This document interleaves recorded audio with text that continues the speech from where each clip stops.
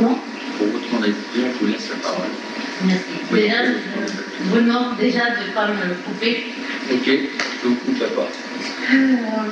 Voilà. Alors, c'est une pièce jointe à faire mentionner dans le procès verbal, s'il vous plaît. Je suis ici devant vous et je souffre. Je souffre depuis des mois. Je souffre pour mon village, avec mon village et ses habitants. C'est pourquoi aujourd'hui je me présente à la candidature de maire, Élodie Desabel Cohan, une femme sans étiquette. Non pas pour le pouvoir, non pas pour l'argent, et encore moins en plan politique. Je me présente pour mon village et celui de mes ancêtres, pour la démocratie, pour la justice, pour mon droit à la parole, contre la guerre qui se joue depuis 13 ans dans mon village, contre les manœuvres politiques de Mme Sanchez, dont une a été jugée par le tribunal administratif. Une manœuvre a porté atteinte à la liberté de vote des conseillers municipaux, de nature à altérer la sincérité du scrutin. Un constat d'huissier a été fait et Mme Sanchez a dit pendant l'audience qu'elle nous avait tous envoyé le lien si beaubref.fr avant le conseil d'installation du maire et des adjoints. Madame Sanchez, sans étiquette, qui dit vouloir se battre pour son village pendant la campagne électorale et qui, à la première opportunité, confie la commune à son premier adjoint si elle est élue sénatrice. Et tout ça en lançant publiquement dans la presse.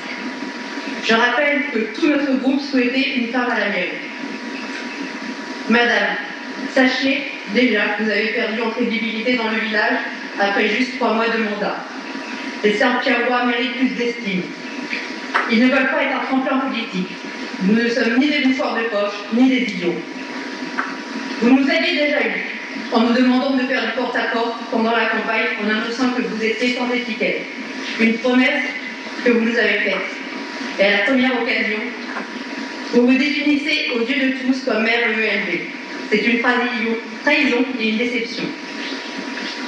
Chers élus, depuis les débuts, je me bats pour la justice et l'égalité. Ce recours citoyen n'était pas contre vous, mais contre des pratiques, des manœuvres de 2 personnes, et ce même avant l'élection. Vous en avez été tous témoins. Tous, vous tenez à la paix dans ce village. Malheureusement, nous n'avons pas eu l'occasion de nous parler, et c'est dommage. Car je rappelle à tous, je faisais partie de cette liste Ensemble et Solidaire, avant d'être mise dans l'opposition avec M. Loeb.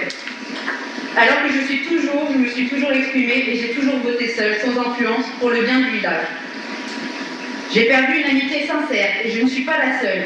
J'ai dénoncé des agissements de ce couple, et je ne suis pas la première à l'avoir fait.